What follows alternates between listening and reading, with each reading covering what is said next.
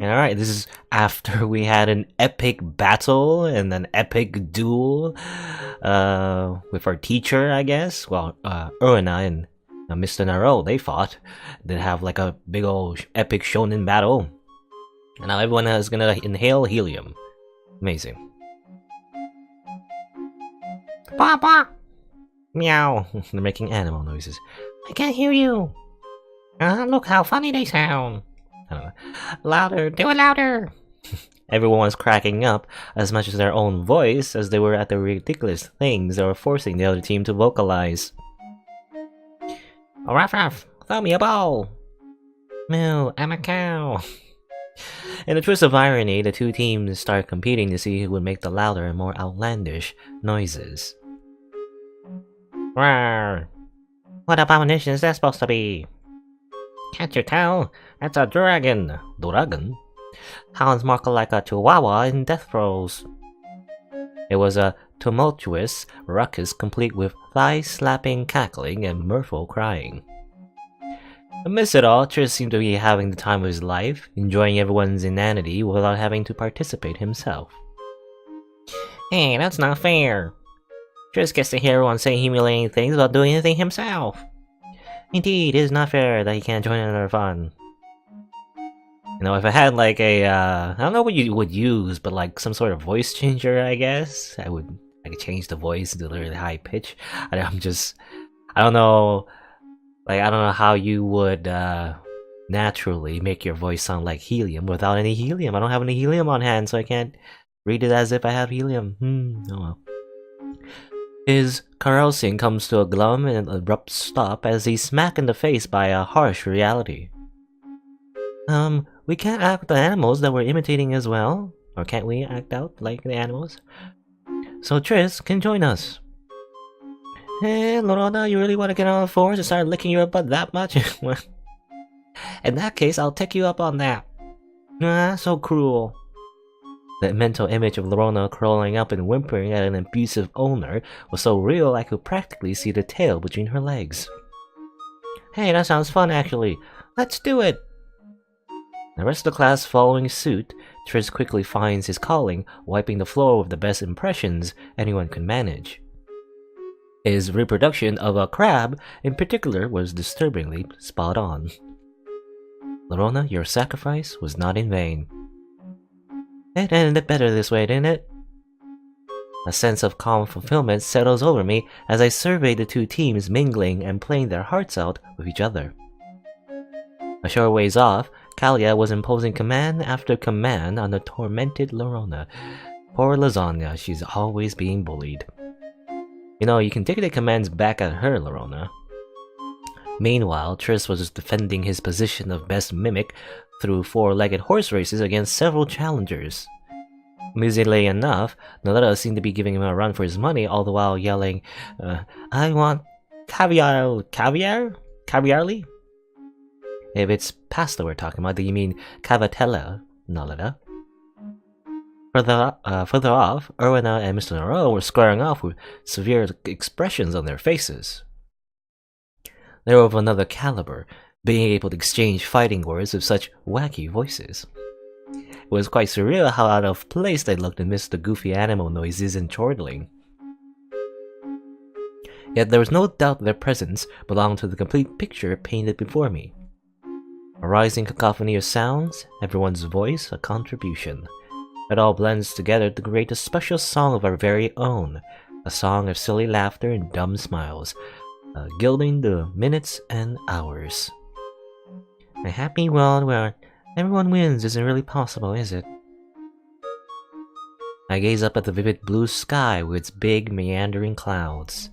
In that case, let's treasure this fleeting world where everyone happily loses together then. I don't know, is this like foreboding? Because we have this like, you know, we weren't doing all that like, at least in the real world, we were just doing like silly, like slice of life, comedy-ish, you know, like, situations in the story. I know in the very beginning we had like a very sad story with the doll, right? But now when once I at least woke up, we just introduced to the world, and that was actually kind of quite interesting, you know, learning about the lore of this isolated world of its magic and technology. But the other scenes were just like, you know, tickling the bakery. I guess not the owner, but like I guess waitress. Was this what she is? It's not really waitress, is she? Cashier, I guess. As well as capture the flag games and brick construction. I assume, you know, I did see a content warning of depictions of extreme violence and cruelty and heavy psychological themes. I wonder when the slice of life scenes end and when those begin. I wonder how it works. Well, I guess we'll find out. An ending like a transient dream, where everyone is given the gift of departing with wide smiles and stories to tell to those awaiting their return back home.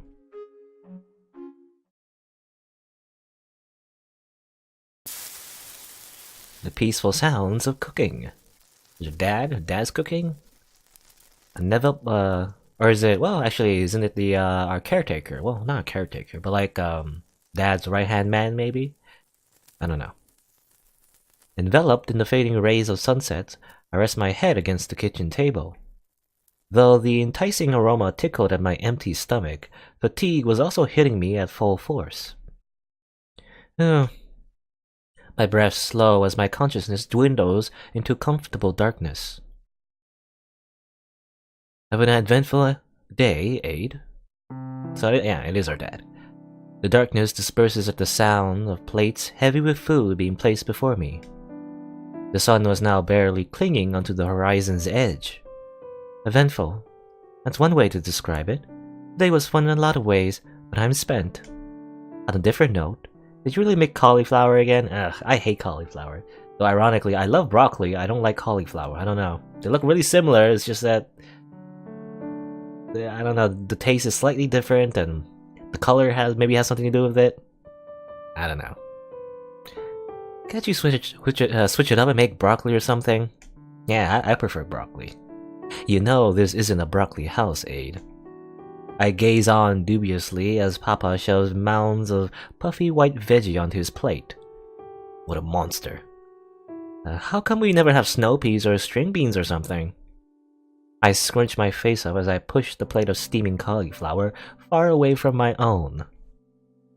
What's wrong with cauliflower? I don't know, it just doesn't taste as good as broccoli. I prefer broccoli. Cecil. Unperturbed, Papa pushes the plate back to its original location. It tastes like water in solid form. Unwilling to entertain Papa's unusual dietary proclivities, I repel the plate with the vigilance of an Ubermensch goalkeeper. Ubermensch. Tastes like water in solid form. Papa falls silent at the remark, with a gaze that suggested he was recalling a far-off memory. I once told your mother the exact same thing. You know what she told me? I believe that's called ice, dummy. Though I suppose you would know best what tastes like water in solid form, considering how uninspired your cooking is. Youch.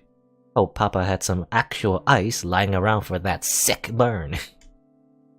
Well, eating cauliflower goes against my beliefs. As its name may indicate, cauliflower is a flower, and I'm a staunch pro-flower activist. Even as I utter the words, a memory of our group gleefully plucking flowers by the stream not one day ago flits across my mind. Whatever, he doesn't know that. Learning to like it wouldn't hurt. Papa pushes the plate back again, causing a strange sense of passion to well up inside me, like the desire to liberate an oppressed people from their subjugation. Isn't that what happened in this society, right? Sokotrine? The working class refuses to budge to your demands. We have nothing to lose but our chains. I push the plate once more and prepare to block its expected return. Yeah, how old is our dad? Probably not old enough to have participated in the Master's Revolution, I think? I don't know if I'm getting my years correct. You know, we did have like a very short history lesson a while back of this world. I believe in 195 is when, again, the foreigners came and sparked the revolution. You know? So that, I don't know if, I don't know if he, like, there was like an elite unit called Lost Children. Is our dad part of that? I don't know. How old is our dad anyway? I push the plate away once more and prepare to block its expected return. But our game of tug of war abruptly comes to an end. Papa hadn't pushed the plate back, leaving it to sit forlornly at the edge of the table. I used to think little of eating cauliflower too, you know. But after seeing how much your mother loved it, somewhere along the line I began to enjoy eating it as well. You gonna do the old mom loves it too trick.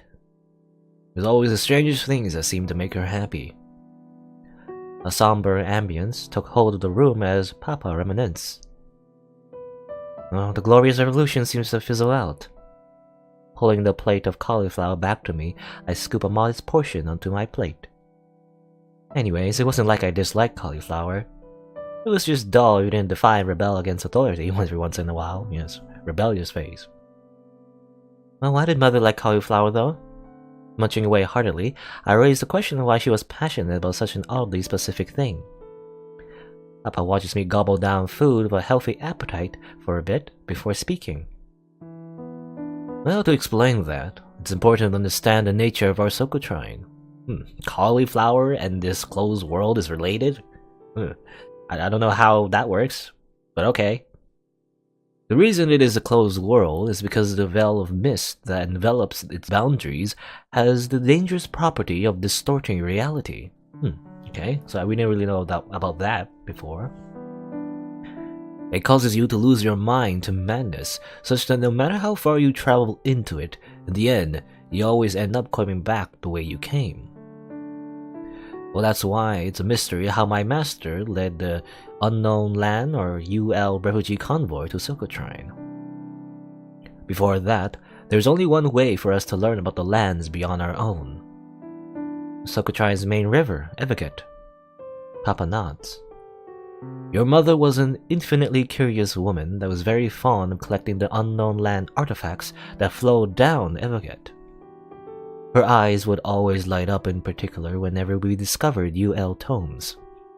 The reason she loved cauliflower had to do with one of those writings.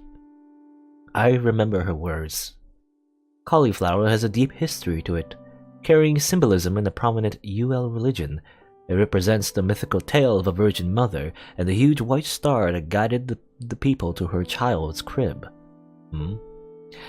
Your mother always seemed to be talking about things I could never make heads or tails of. Mustering a meager smile, Papa drops his gaze to the ground. Speaking about Mother, it clearly strained his heart. But I can't stop now. Why was she so obsessed with the unknown lands? Well, that probably had to do with her upbringing. We're learning more and more about Atlas's family, especially her mother. Your grandmother was a powerful duchess known for her cunning brutality. Her ambition and influence was such that many feared her rise to power. However, in a plot believed to be orchestrated by a rival old aristocracy faction, she was assassinated and your grandfather succeeded her. As a spouse of a political marriage, he held ambitions of his own that ran contrary to your mother being the next-in-line successor. So you locked your mother away under the pretense of trauma and mental instability at your grandmother's death. Sequestered her chambers from a young age, unable to ever leave. Your mother was made a prisoner of her own home. Okay, sounds like a princess. Her yearning for freedom was such that even when released from that burden, she was not sated, always longing for more. It's not enough. Those were the words she told me, as if the closed world of Sokotrine was just another cage. She wanted to escape Sokotrine and see what lay beyond. Okay. Did they say how her mother died? Did she die, like, from illness? Or did she die from, well, I assume maybe trying to escape Sokotrine, going through the mist? But, well, what Cecil's saying here, if you do that, you'll go insane. Or, I don't know, or just disappear in general, I guess. Yeah, I wonder what they mean by die. I don't know, did Alice mention that? I can't remember now. I don't know if Alice mentioned that her mother died from natural causes or from, like, trying to escape Sokotrine, because it would make sense if she tried to escape, you know? Maybe it's because I've grown up reading her collection for all my life, but... Did you know, Papa? That's my wish as well. Papa? This tangled knot rooted deep in my chest. I can't bear it anymore. Papa, will you tell me? If I don't ask now, will there ever be another chance? Or will I live the rest of my life carrying this aching emptiness inside me? How? Stealing my beating heart, I forced the words out of my throat. How did Mother die? Yeah, I'm curious too. How did she die? Dad? My desire to know felt all-consuming. Like a maddening hunger that cannot be sated, it possessed me, pressing me forward despite the crushing dread. You've kept it from me for all these years, but I can't accept that anymore. Please tell me. I felt like I was suspended in time, unable to advance, retreat, or even breathe. But even then, I don't back down. Tell me. Ellipses. Your mother was killed. I killed her. Nani? The words hang in the air, a heavy weight.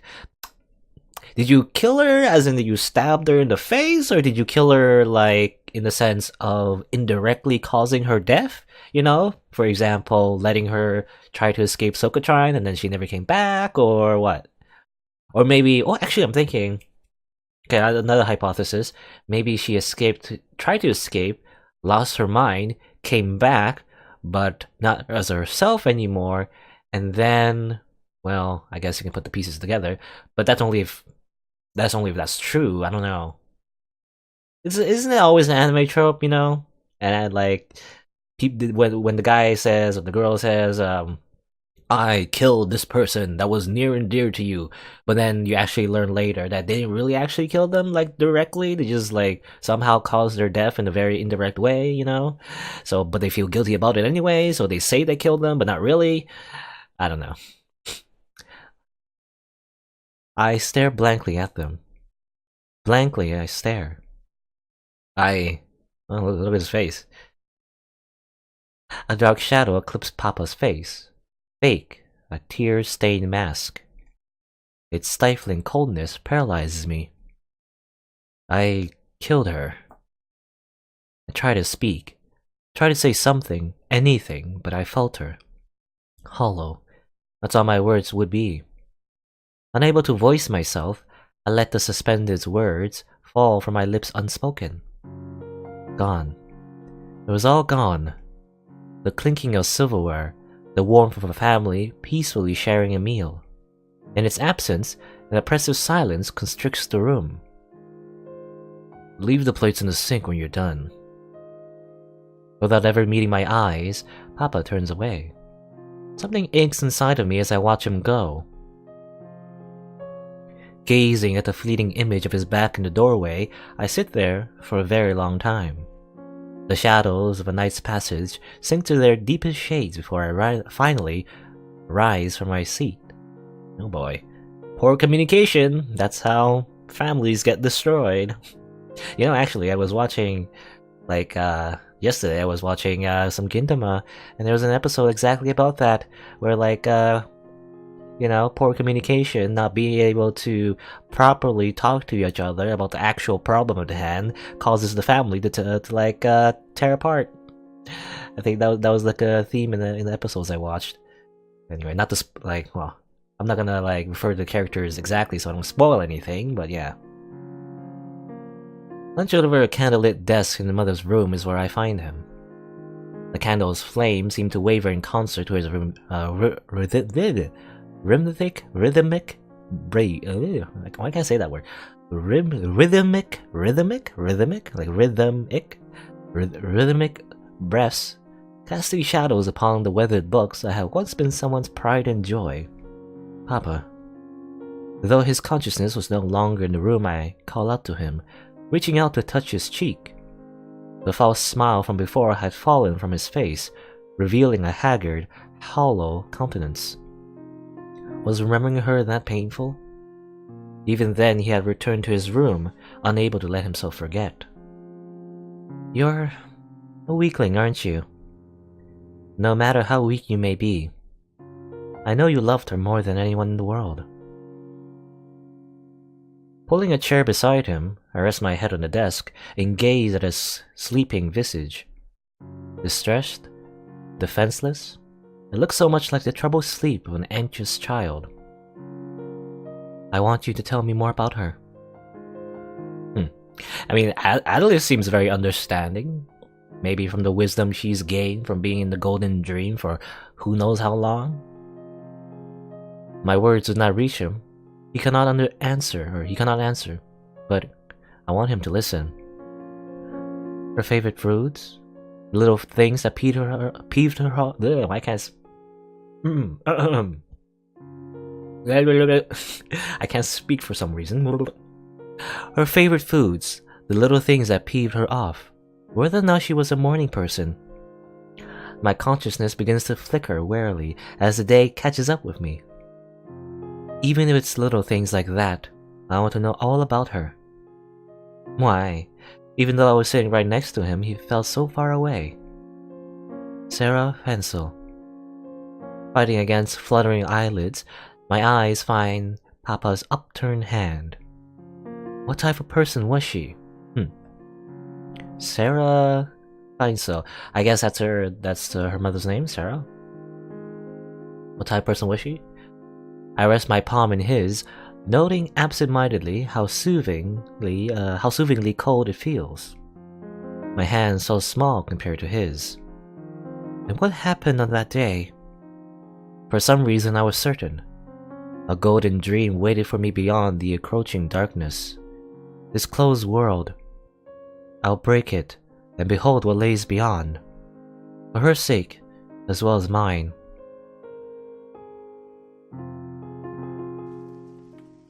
Yep. We fall asleep, I think. But, well, Alice mentioned that we would go into the Golden Dream. Is this a Golden Dream? It doesn't look like it. Last time we were in the Golden Dream, it was the, outside was an eternal sunset, but now all we see is rain. The sound of falling rain. Its rhythmic patters seep into my consciousness, coaxing my eyes open. My bedroom ceiling. However, something seemed off. The right side of the ceiling looked blurry and out of focus. Huh? When I bring my hand to my right eye, it comes away wet. Tears? Perplexed, I tried digging through my memories. Last night I fell asleep in Mother's room. Papa probably carried me to my room afterwards. I remember being gripped by a strong conviction that I'd returned to the Golden Dream, but that couldn't be right. I always remembered what happened in the Golden Dream as clearly as my waking hours. Okay, so Atlas is playing with the notion that maybe she woke up from a Golden Dream, but doesn't remember? But she usually does. Right now, I couldn't recall a thing. A gap in my memories. Distraught, I twist and turn in my sheets, trying to breach the thick clouds swirling in my head. But in the end, I couldn't produce an inkling of insight into what had happened. There's no point in going around in circles anymore. Slipping out of bed, I wander over to the window and place my hand against the cold glass. The mellow atmosphere of a rainy day usually soothed me, but today it felt strangely oppressive. As one that relished the feel of the rain's kiss on my face, it mystified me how much the light patters unsettled me. The rain outside wasn't too heavy, but somehow it felt like the earth was drowning under the downpour. I should get going.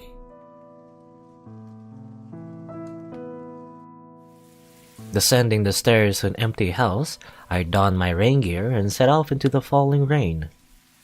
Well, a little rain shouldn't be enough to deter us. We always meet up to play on Saturday mornings. Today shouldn't be any different. The thought helps lighten my mood as I proceed down the puddle-lined path.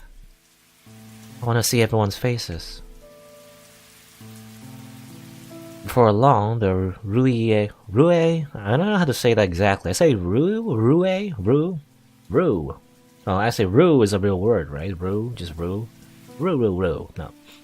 Before long, the Rue household fades into view, emerging from a curtain of mist. Something was wrong, though.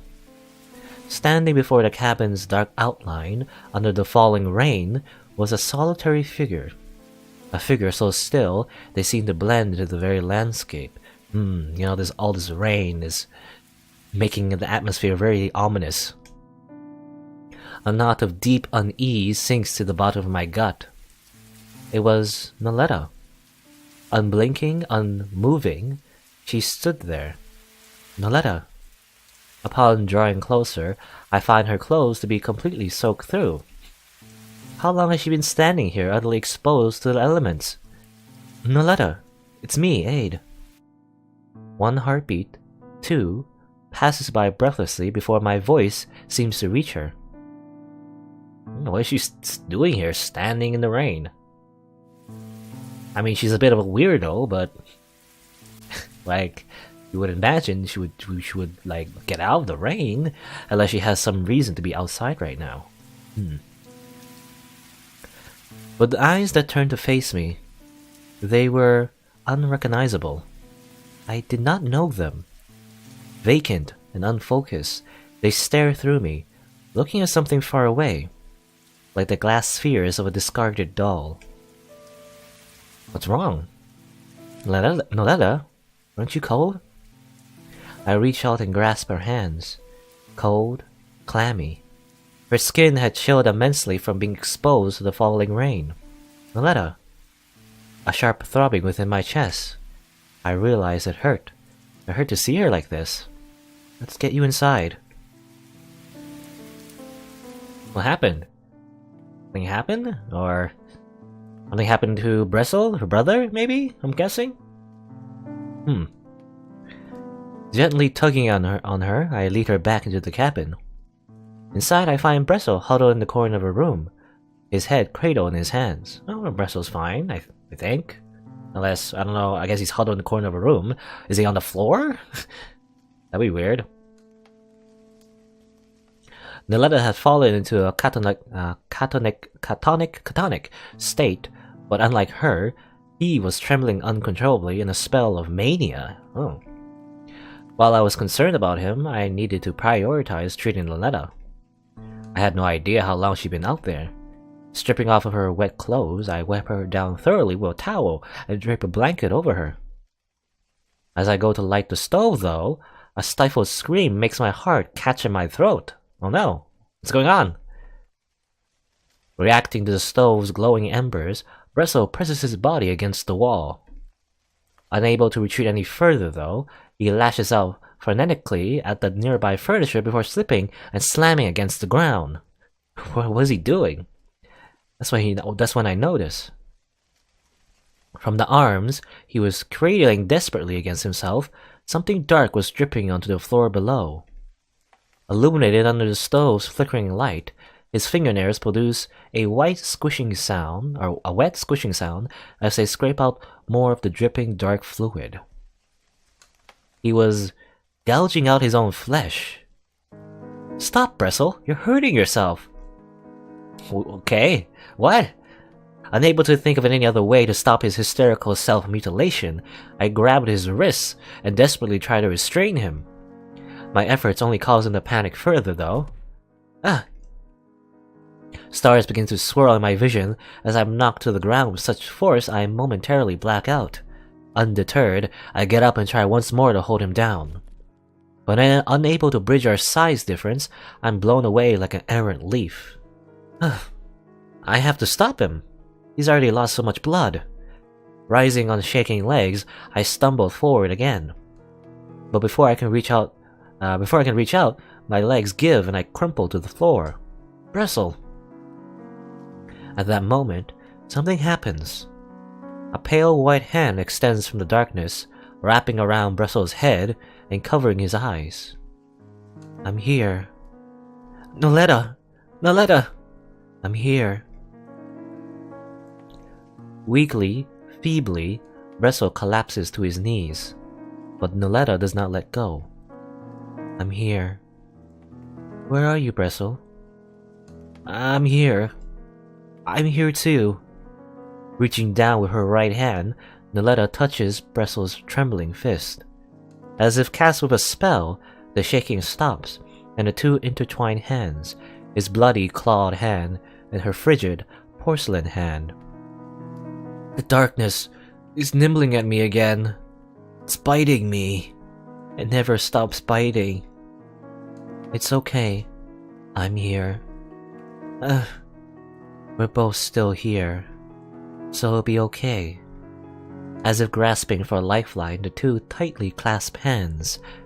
The darkness? What does he mean by the darkness? Perhaps because I hit my head too hard, it takes a while for me to come back to my senses. Pulling myself off the ground, I take the opportunity to dose the stove flame while Brestle's eyes are shielded. When I return to check on them, I find the two sprawled out, fingers still intertwined as they slumbered. With a sigh full of many different emotions, I guess this is all too much for Atlas. I crouch over Brestle with a first aid kit I had recovered from the kitchen. That's when I hear the sound of a cabin door opening. Oh, it's you, Mr. Damalor. It's as I feared. It looks like it was particularly nasty this time as well. Oh, this is just a normal thing? I wonder, did Atlas also see them do this before, or maybe the whole society or town knows this about them, that apparently Brestle goes crazy, and I don't know about Noletta. She's somehow turned frozen for a bit there, but I guess she's back to normal, sort of. Though his timing could have been a bit more ideal, I was relieved it was here. Could you give me a hand patching Brestle up? I'm having some trouble here. Your hands are all smeared with blood, Shodad. So are Charlotta. Bleeding on young girls is a bad hobby, Brestle. Mr. Damalor shakes his head in disapproval as he washes, disinfects, and dresses Brestle's wounds with practiced ease. Yeah, it seems like he's been doing this for a long time, or at least regularly for Brestle, or maybe Mr. Damalor in general is quite versed in first aid. It would make sense. He's like a soldier type, right? Soldier knight type. Something like this must be child's play for a seasoned war veteran like you.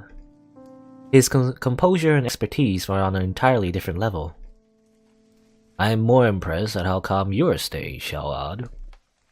I think Harry describes my current state better than anything else. In any case, Brestle should recover from his injuries without any lasting damage beyond some scar tissue. It had been difficult to tell in the darkness before, but now that I was able to take my time, I realized there was a lot less blood in the room than I initially thought. Oh, okay.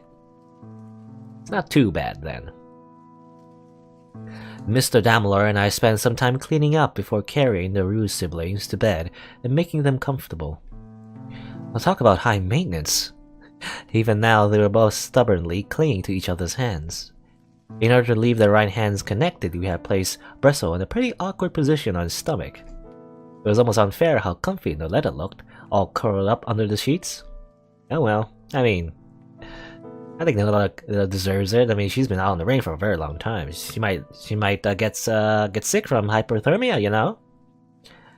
Letting the tension leak from my body, I settle down next to Noletta and watch on as her chest rises intermediately in concert to her breasts. Mr. Damalor, I have some questions I'd like to ask about these two.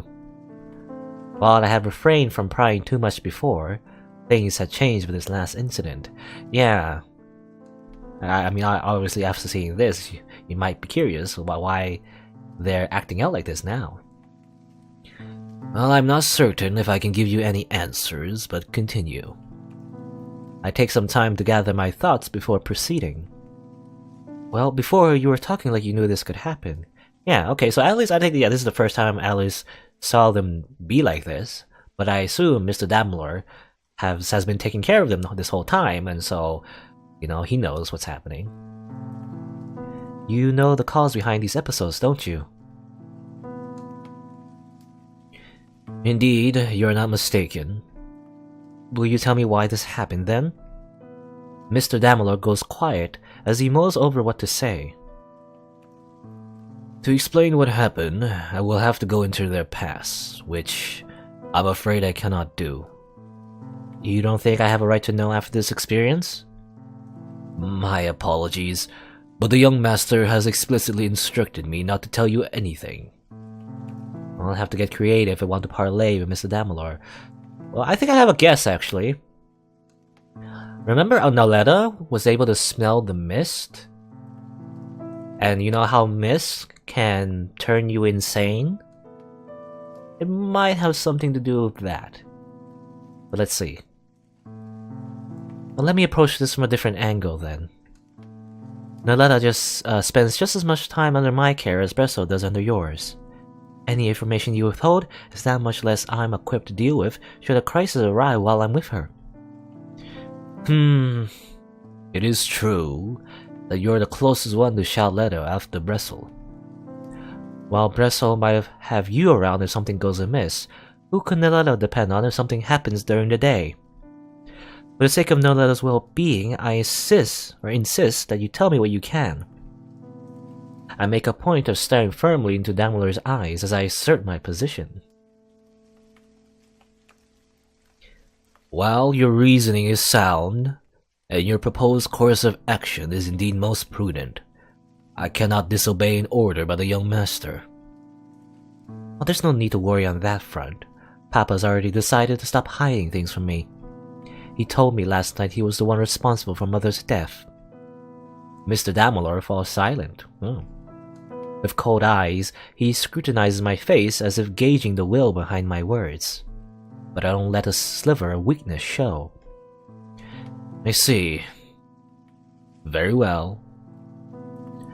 I shall not disclose any details on your mother's death. It is not my place to tell that story. But I will tell you what I can about the Rue siblings. Having successfully negotiated a favorable outcome, I let myself relax a bit. Persuasion, level 100. To understand what the Ruse went through, it is important to understand certain bits of Socotrine's history. Are you aware of why the Master's Revolution occurred? Well, I learned in school that the old aristocracy, I never know, when I say aristocracy, is that the right pronunciation? Seems, I don't know. Old aristocracy suspected the UL refugee convoy would attempt a coup. The preemptive strike they launched against the UL convoy was the trigger for the Master's Revolution. Well, that is true. It is not the full story.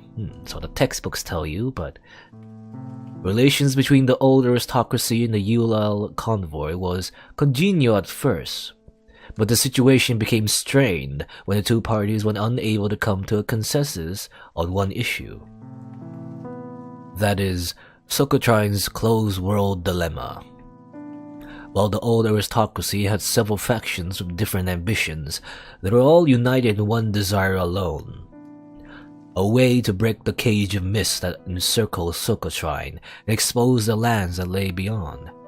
That was what they wished for more than anything else. Is that so? Okay. I was wondering why they fought. Why was there like a bit of a civil war?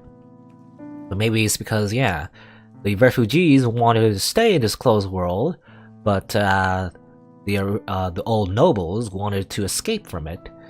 But I have a feeling escaping from this world is pretty dangerous, obviously. It seems like anyway. So maybe that's why they fought over, the land and stuff. Because exposing the entire society to the world beyond the mist might not be a good idea. In fact, it might be so dangerous that's why they had a big war over it, like an actual war instead of just talking it over. It echoed the desire I carried in my heart, a desire Mother once held as well. The true catalyst behind the Master's Revolution stems from the old aristocracy's obsession with breaking Socotrine's closed world dilemma. The Valorian Master's refusal to assist in this endeavor, despite having led the UL convoy to Socotrine, was a point of great contention. However, even after the Master's revolution, there remain influential factions in Socotrine, and even the UL convoy that wished to solve Socotrine's closed world. Under heavy pressure, Master maintained her hardline stance, but was eventually forced to capitulate on one front. A research endeavor into the properties of the reality-distorting mist that encircled Socotrine. Its name was Project Binary. Okay, we're getting into secret research projects now. Its primary objective, investigating the effects of Socotrine's mist on the human body through extensive testing. Oh, okay, so, well, I can already guess how the siblings are related to this. The ramifications of Mr. Daimler's words strike me with almost painful clarity. Are you telling me Noletta and Bressel were subjects of human experimentation? Subject O.N. Blanc and Subject 1B Schwartz. Schwartz. I think that's German. Does that mean white or does that mean black? I think it's either white or black. I know Blanc means like what's white, obviously, but Schwartz I think means either also means white or no, I think it means black. I don't know. Anyway, as the original test subjects of Project Binary, Noletta and Bressel were subject to inhumane experiments from a very young age. They are the only survivors among the pool of children Project Binary drew from. Mr. Daimler's reveal puts me at a loss for words. Okay, first we learned that our dad killed our mother, and now we learned the government has like secret, very like inhumane research projects in the works. Or is it, well, I don't know if it's abandoned by now, but actually, now that I think about it, is that why our father became the ruler of this world now? I don't know. Anyway, to put an end to the experiments?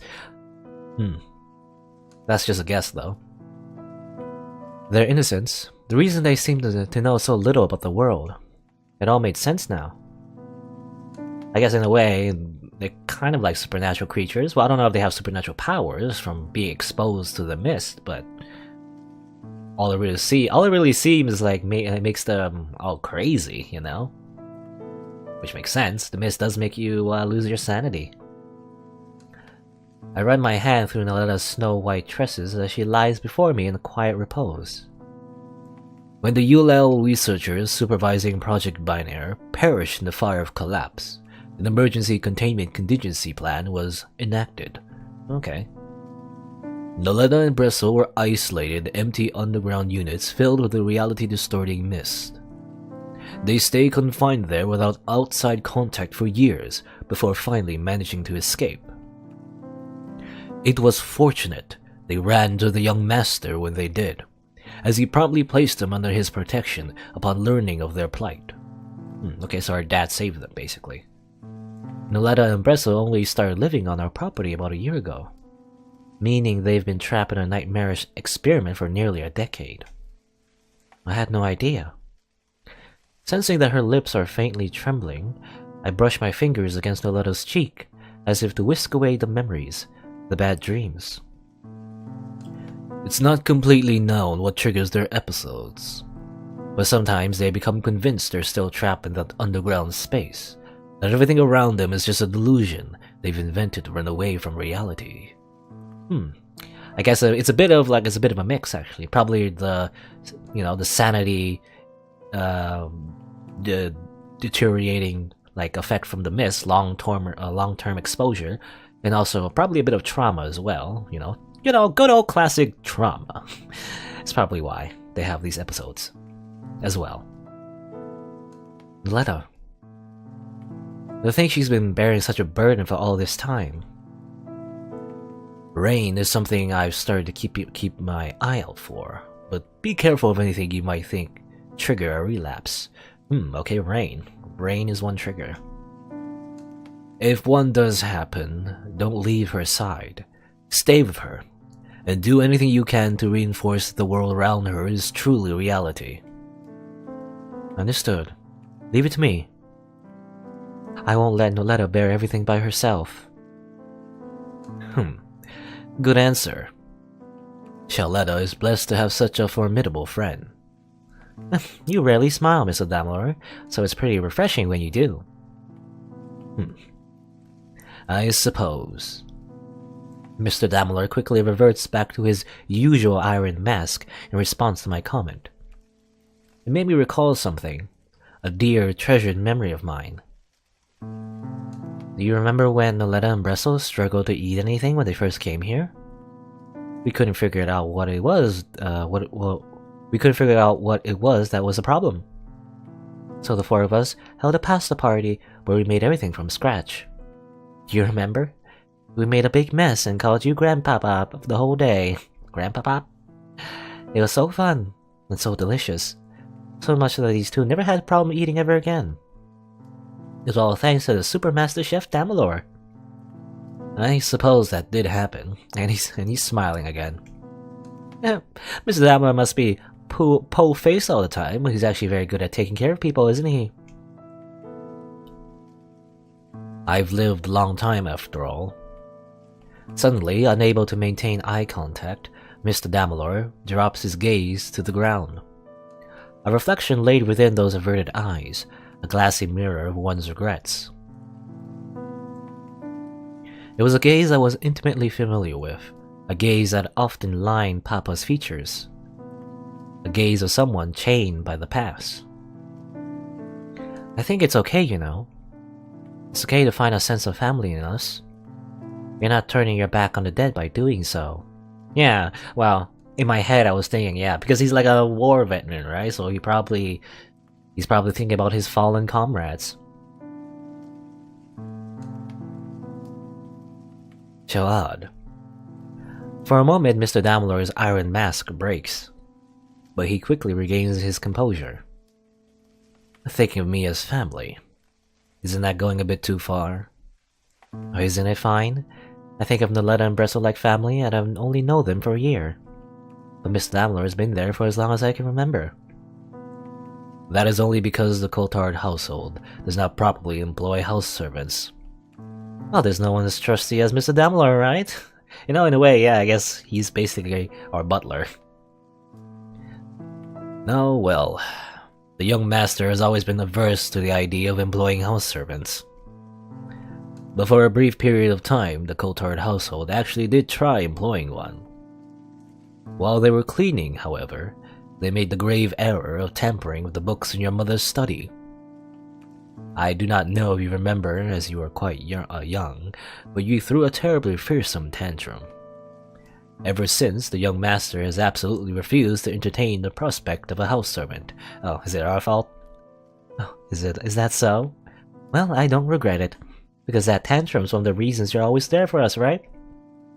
From my perspective, you're someone who has supported Papa and me for all my life. It's only natural for me to consider you family. Are you trying to say a young girl's heart is wrong? No, but... Tell you what, I'm gonna go ahead and think of you as family, and you'll do the same back. Because that's how these kind of things work. You don't overthink them. Okay? You can be quite unreasonable at times, Shalad. But your words do not ring hollow. I shall take them to heart. So it's okay if we call you Grandpapa from now on, right? While we're at it, you should try smiling more. You ask too much of me. That's nothing to be embarrassed of. Nope. Show us those pearly whites, Grandpapa. Please stop. I do not know how to deal with situations like these. Grandpapa. In any case, I will cook up a meal for these two and keep an eye on them. So feel free to take your leave. Are you kicking me out? How mean. No, but if I'm not mistaken, you usually meet up with your peers on Saturday mornings. It would be prudent not to keep them waiting. Well, that's true. If I keep them waiting any longer, they'll probably start to worry. Well, I'll leave these two in your capable hands then. Leaning down, I kissed Noletta lightly on the head. Sweet dreams, Noletta. Her skin had warmed up considerably since I first found her. Look forward to a big tasty pasta banquet when you wake up. Parting with her, I donned my rain gear and prepared to head back out into the rain. Make sure you take good care of them, Grandpa Pop. I'm not responding to that. You just did, though. Nani? Waking mischievously, I set off into the falling rain. Well, that was a scene. We learn about the Rue twins. We are not. Well, are they twins? I think they're more like siblings. Siblings, I guess. The Lyric twins are more like twins, I guess. I also learned a little bit about Mr. Dampler as well. When I'm a good distance away, I stop to look back at the Misty cabin one last time. Misty cabin, Misty siblings. All of it. For the sake of breaking Sokotrine's closed world. I shake my head lightly to dispel the unwelcome thoughts that flitter into the back of my mind. Or should I tell the others? Though I wanted us all to be there for Noletta, perhaps it would be best to hold off for today. Yeah, I was wondering, maybe, instead of just playing around Saturday morning, why not visit Noletta, since she's seems to be like she's in a bad way. But then again, we don't want to disturb her because she needs her rest, so yeah. Noletta was resting right now. Making everyone anxious to check up on her wouldn't do. And it will also be a big help to have some time to digest everything myself. Tired. My footsteps falter to a halt almost immediately after I start walking again. The adrenaline from earlier had long worn off, leaving my body in an achy half-daze. Too much had happened. It was wearing me thin. Hear me, Aid? Aid? Huh? As I trek through the rain, I belatedly realize there's someone at my side. Good morning, Aid. When she finally gets my attention, she swells with such delight I can't help but imagine a waggling tail behind her. Oh, it's Lorona. The familiarity of Lorona's greeting brings me such ease my legs almost buckle beneath me. Eh? Burying my head in her chest, I wrap my arms around her. Oh, do you want a hug? I don't want to get you all wet, though. It's okay. Kind-hearted as always, Lorona lowers down and returns my embrace. Don't you have an umbrella or something? You're not wearing rain gear? I guess, well, that's more time you need. That's more like, what do you call it? Like, more development time, I guess, doing the art to add extra stuff, so maybe not. What's the matter? Did something happen? When she's least expecting it, I blow a puff of air into Lorona's ear. You're so sensitive, Lorona. Oh, anyone would act like that if you just blew into their ear all of a sudden. You're such a bully, Aid. Ew, that was a close call. Anyways, let's be off. We're running pretty late. Wait up. Is Noletta not with you today? Oh, she's sleeping right now. Huh? Well, I spent all morning trying to drag that sleepyhead off bed. It's a shame. I had a great prank planned for her today, too. Oh, you shouldn't tease Noletta too much. She's so innocent, she'll believe anything, Though I know it's an offhand comment, I shudder at her words. The reason behind Noletta's naivety was heart-wrenching to think about. Well, yeah, because she hasn't been exposed into the real world until last year, I guess, yes. I think Atlas mentioned it was only just last year that they moved in. Well, if you insist. Standing on my tippy toes, I whisper into Lorona's ear. I can always reserve all my teasing just for you. Oh no. Why are you being so mean to me today, Aid? Oh, you should be grateful. People are like onions. They need to be shaken up occasionally, or else they go transparent. Oh, is that true? I actually don't know. No, I think the phrase is people have layers like onions. Yeah, that's the phrase, not the shaking. I don't know why you're shaking the onions. Well, the nice thing about onions is they become sweet when you cook them. I don't cook people. Anyways, bullying Lorona is fine because she likes it. In fact, I think I'll start charging you for my company. You're charging me a friendship tax? Also, I'm not a masochist. Seeing Lerona's panicked face really calms me down. Her presence had a soothing aura to it that makes you feel like you're doing your best. Well, thanks, Lerona. Our silly tete-a-tete, or how you say that? Tete-a-tete? It helped me gather the drive to brave the day.